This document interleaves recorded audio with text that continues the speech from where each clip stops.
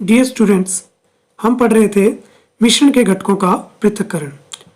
पिछली वीडियो में हमने वाष्पीकरण के बारे में पढ़ा, अपकेंद्रण और पृथक्कारी कीप के बारे में।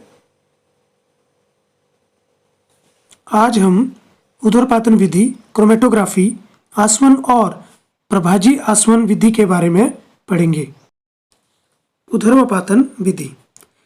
ऊर्ध्वपातन वह प्रक्रिया है जिसमें पदार्थ ठोस अवस्था से बिना द्रव अवस्था में बदले सीधे गैस में परिवर्तित हो जाता है।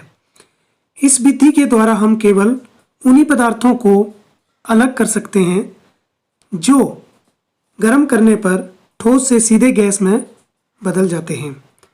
ऐसे ऊर्ध्वपातित पदार्थ हैं कपूर, नेफ्थलीन, अमोनियम क्लोराइड जिसे नौसादर भी कहते हैं तथा एंथ्रासीन।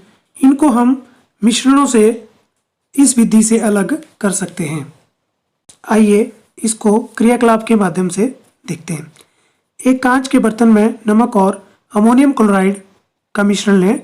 एक कीप लें और उसके ऊपर रख दें। अब कीप की संक्रिय निकासी को रुई से बंद कर दें।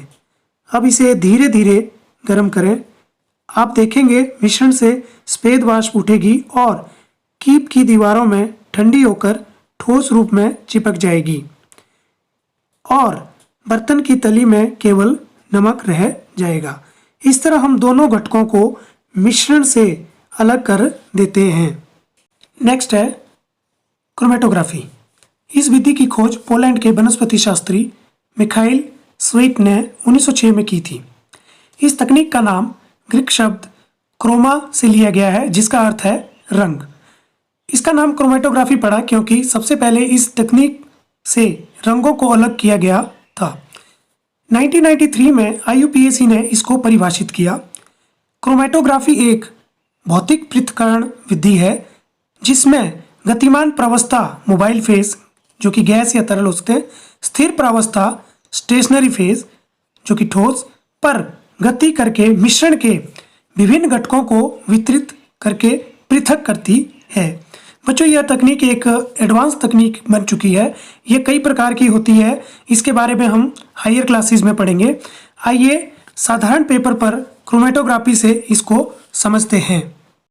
इसके लिए हमें एक पेपर, इंक और हैंड सैनिटाइजर जिसमें 70% इथेनॉल होता है एक जार में। अब हम पेपर को काट लेंगे, उसके ऊपर एक लाइन लगाएंगे और लाइन के ऊपर हम 2 या 3 निशान लगा देंगे जितने भी हमारे पास इंक होगी।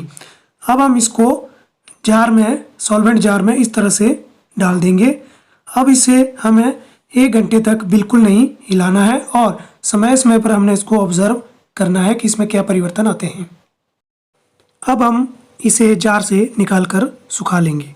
हम देखते हैं कि स्याही के घटक जल से पृथक हो गए हैं। इसमें पेपर स्थिर प्रावस्था तथा हैंड सैनिटाइजर गतिमान प्रावस्था का तथा स्याही एक मिश्रण का कार्य करते हैं। क्रोमेटोग्राफी के अनुप्रयोग। इसका उपयोग डाई में रंगों को पृथक करने में होता है, प्राकृतिक रंगों से पिगमेंट को पृथक करने में, रक्त से नशीले पदार्थों को पृथक करने में, मूत्र से चीनी को पृथक करने में तथा फार्मास्यूटिकल इंडस्ट्रीज में दवाइयों के मिश्रण के घटकों का अवलोकन करने के लिए किया जाता है। नेक्स्ट है आसवन विधि, डिस्टिलेशन। सरल आसवन प्रक्रिया में हम वाष्पन और संघनन दोनों प्रक्रियाओं का उपयोग करते हैं। इस विधि में हम वाष्पीकरण करके किसी द्रव को गैस में परिवर्तित करते हैं और फिर उस वाष्प को ठंडा करके पुनः द्रव में परिवर्तित कर लेते हैं। जैसे जल में घुले हुए नमक को अलग करने में, जैसे जल में घुली हुई अशुद्धियों को अलग करने में। आसवन विधि में हम 2 घुलनशील पदार्थों को अलग करते हैं जिनके क्वथनांक 25 केल्विन से अधिक तापमान का अंतर होता है तथा जो विघटित हुए बिना उबलते हैं, जैसे जल में एसीटोन, जल में अल्कोहल का मिश्रण इत्यादि। इसके लिए हम आसवन फ्लास्क तथा जल संघनक की आवश्यकता होती है। आइए क्रियाकलाप के माध्यम से हम देखते हैं कि एसीटोन और जल के मिश्रण को हम किस प्रकार से पृथक कर सकते हैं? मिश्रण को आसवन फ्लास्क में लें, इसमें थर्मामीटर लगाएं, उपकरण को दिए गए चित्र के अनुसार व्यवस्थित करें तथा मिश्रण को धीरे धीरे गर्म करें और सावधानीपूर्वक थर्मामीटर का अवलोकन करें। एसीटोन वाष्पीकृत होता है तथा संघनित होकर संगणक द्वारा बाहर निकलने पर इसे दूसरे बर्तन में एकत्रित किया जा सकता है। जल आसवन फ्लास्क में शेष रह जाता है। इस तरह से हम इनको अलग कर देते हैं। नेक्स्ट है प्रभाजी आसवन। 2 या 2 से अधिक घुलनशील द्रवों जिनके क्वथनांक का अंतर 25 केल्विन से कम होता है, इनके मिश्रण को पृथक करने के लिए प्रभाजी आसवन विधि का प्रयोग किया जाता है।